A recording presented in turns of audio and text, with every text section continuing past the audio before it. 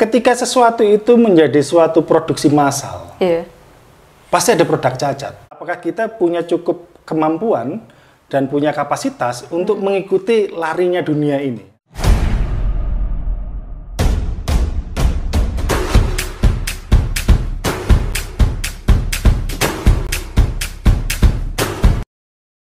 Selamat datang di Kata Jutenika bersama saya April. Jadi sore hari ini kita kedatangan Pak Antono Venanto atau Pak Nino. Beliau adalah pengajar Cultural Studies di Departemen Sosiologi Universitas Brawijaya. Apa kabar Pak Nino? Baik, Pak. Baik, oke. Sehat-sehat. Ya, jadi hari ini kita akan ngobrol atau sharing tentang krisis identitas yang sering banget dialami oleh anak muda. Iya, jadi anak muda ini lagi sering banget ngebahas tentang krisis identitas. Gitu. Tapi mungkin sebelumnya kita perlu ngobrol tentang FOMO, Pak. FOMO. Iya, fear of missing out. Fear of missing out, oke. Oke, jadi ini ketakutan anak muda, istilahnya kayak ketinggalan tren. Jadi anak-anak muda itu takut untuk ketinggalan tren. Nah, menurut Pak Nino sendiri sebagai seorang sosiolog yang juga mempelajari tentang cultural studies, melihat fenomena ini tuh seperti apa, Pak? Oke. Terutama, ya seringnya itu di media sosial ya kalau FOMO ini. Oke, FOMO. FOMO itu istilah yang baru saya dengar belakangan saja dari seorang mahasiswa ketika di kelas mereka menyebut dia menyebut satu FOMO ini, fear of missing out, jadi khawatir untuk ketinggalan sesuatu. Jadi dia memberikan contoh ketika status Instagram melihat ada temannya atau seseorang yang dia follow kemudian sedang melakukan sesuatu dan dia merasa wah saya pengen melakukan sesuatu juga, dan dia juga semacam mengupdate itu di statusnya dia dan mungkin postingan yang lain gitu. Nah, saya melihat itu bukan sesuatu yang baru, bukan suatu perilaku yang benar-benar sama sekali baru. Kalau saya melihatnya, kalau di era yang sebelumnya itu semacam khawatir untuk ketinggalan zaman. Jadi seolah-olah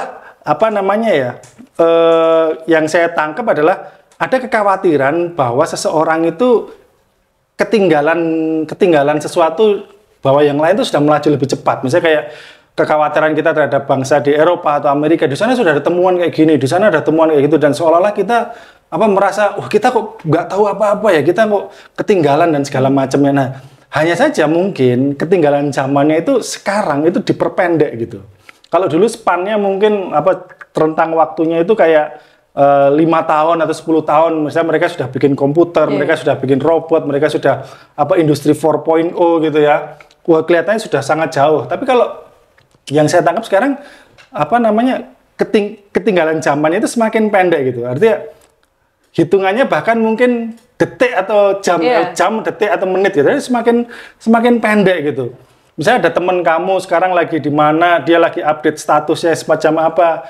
Ya ini rasa untuk ketinggalan ini adalah sesuatu menurut saya bukan barang yang baru. Rasa ketinggalan zaman, rasa ketinggalan berita, rasa ketinggalan akan sesuatu yang terjadi, itu sesuatu yang menurut saya sesuatu yang lama, cuman bentuknya berbeda karena teknologi yang kita gunakan berbeda juga gitu. Jadi itu sih mungkin yang saya tangkap itu ini sesuatu yang sebenarnya sudah ada sejak dulu, cuman ketertinggalannya itu dengan ada teknologi media sosial, media komunikasi, itu menjadi sesuatu yang lebih cepat untuk kita ketahui. Kalau dulu kan harus lewat buku, lewat koran, lewat radio, lewat televisi, yang itu sudah ada relaynya. Nah sekarang kita bisa, kalau misalnya katakanlah kamu punya teman di belahan dunia lain, itu kan bisa langsung terkomunikasikan saat itu juga, instantly gitu.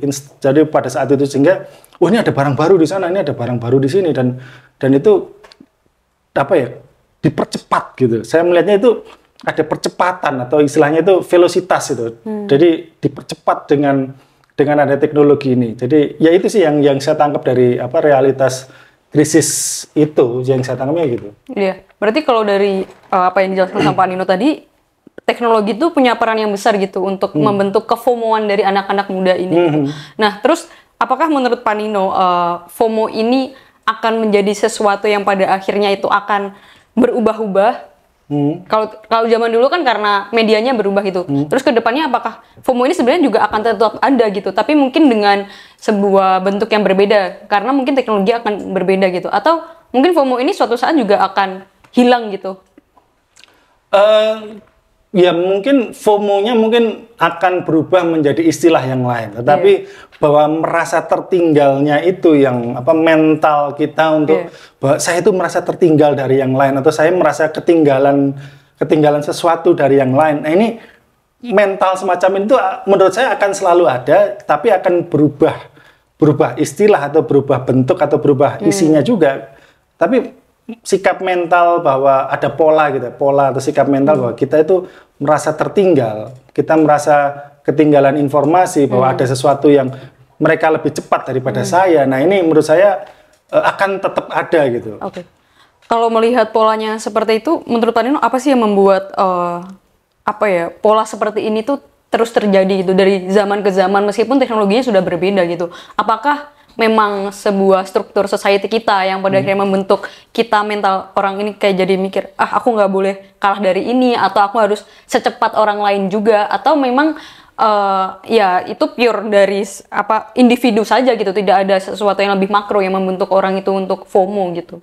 Kalau saya melihatnya gini, lebih pada logik, jadi gini, ditanamkan sebuah kesadaran, entah itu secara sadar maupun tidak, tentang perspektif modern atau kemajuan.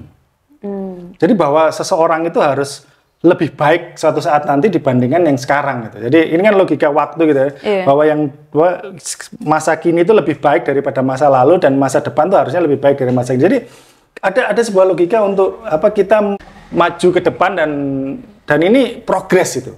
Nah, ketika logika progres ini yang terjadi, ini kemudian logika ketertinggalan karena pasti akan ada orang-orang atau individu-individu atau kelompok-kelompok sosial tertentu yang mungkin lebih cepat daripada kita dalam progresnya dan dibandingkan kelompok kita gitu. Artinya, nah ini tapi pada sisi lain juga mungkin pada sisi lain kelompok kita itu justru lebih cepat daripada kelompok lain. Jadi ini semacam iklim ya memperjuangkan suatu progres atau kemajuan itu yang saya nangkapnya gitu. Oh ya, berarti ada sebuah logika bahwa semakin berprogres semakin baik dengan logika modernity ini. Nah, kalau itu saya coba tarik ke anak muda zaman sekarang, hal itu akhirnya itu membuat anak-anak muda itu ada sekarang itu tren bahwa mereka tuh berusaha untuk magang di awal-awal semester perkuliahan gitu. Kayak misalkan di semester 2-3 udah bingung mau magang di mana. Kemudian link ID itu menjadi sebuah visual progress mereka tuh udah sejauh mana sih gitu.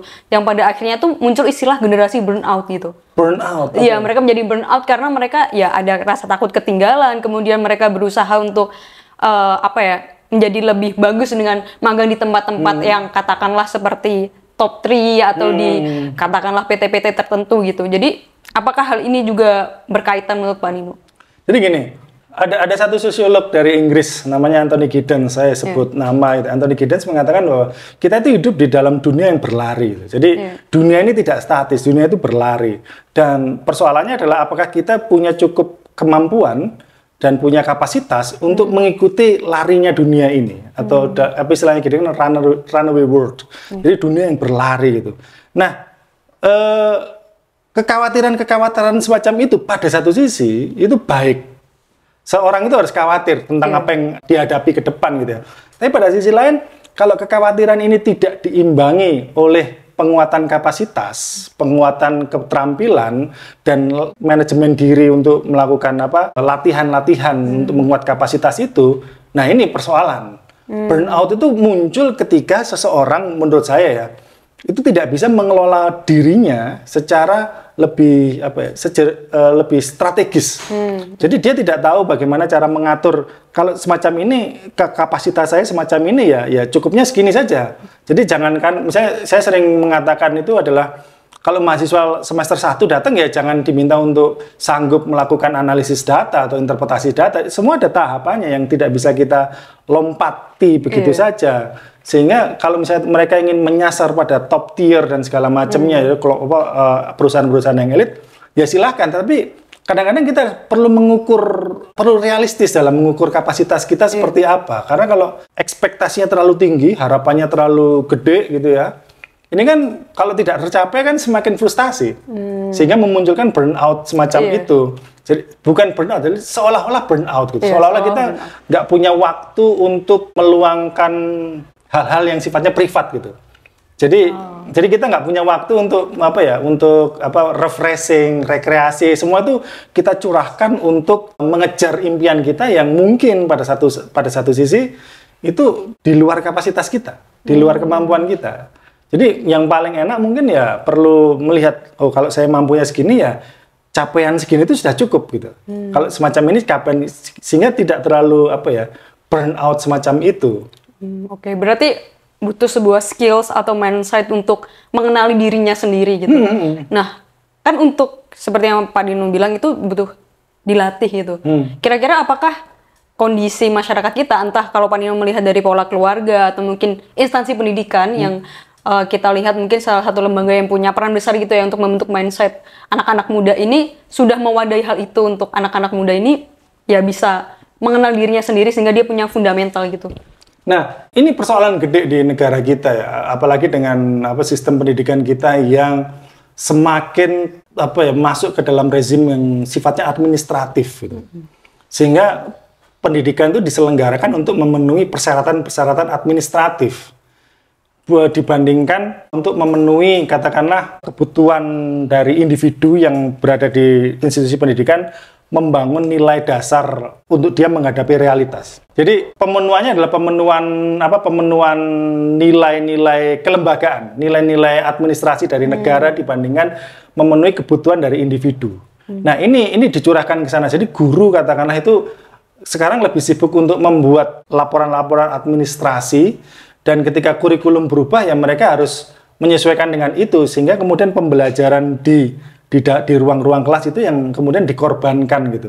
Saya masih ingat dulu katakanlah kalau kita belajar fisika gitu tentang hukum alam itu ya mungkin bermain di lapangan, bermain layangan atau kita eksperimen langsung ini kan bisa lebih istilahnya mengenalkan anak-anak itu. Makanya sekarang banyak sekali sekolah-sekolah yang menawarkan itu sebagai alternatif. Kenapa? Karena sekolah-sekolah ya katakanlah konvensional ya, itu mulai mengejar tuntutan-tuntutan semacam itu, sehingga muncul sekolah-sekolah alternatif, biasanya swasta gitu ya, yang biasanya mereka memungut harga yang sangat mahal untuk murid-muridnya belajar, tetapi mulai dari hal yang fundamental. Sementara yang sifatnya publik ini, yang sifatnya massal ini, itu kemudian hanya mengejar hal-hal yang sifatnya katakanlah administratif, sekedar administratif memenuhi, kalau sudah memenuhi syarat sudah selesai ya udah, tidak ada kebutuhan untuk memenuhi keinginan dari si warga atau anak ini untuk mencari tahu. Katakanlah gini ya, ambil paling contoh itu jumlah siswa di dalam satu kelas. Itu sudah berpengaruh sekali. Kalau katakanlah sudah lebih dari 30, 40 itu kan pengawasan oleh guru untuk mengeksplorasi masing-masing individu sangat sulit dibandingkan satu kelas isinya cuma katakanlah 20 orang atau 15 orang. Itu kan sesuatu yang menurut saya guru akan lebih mudah mengawasi, melihat potensi dari masing-masing siswa dan segala macam.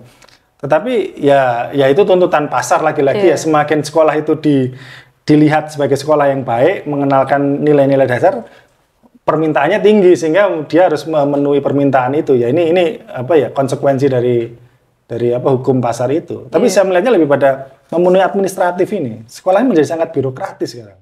Salah satu yang menjadi kritikan keras adalah keterputusan apa yang diajarkan di perguruan tinggi dengan realitas di lapangan. Pendidikan itu kan sebuah mesin produksi untuk melanggengkan kesenjangan sosial.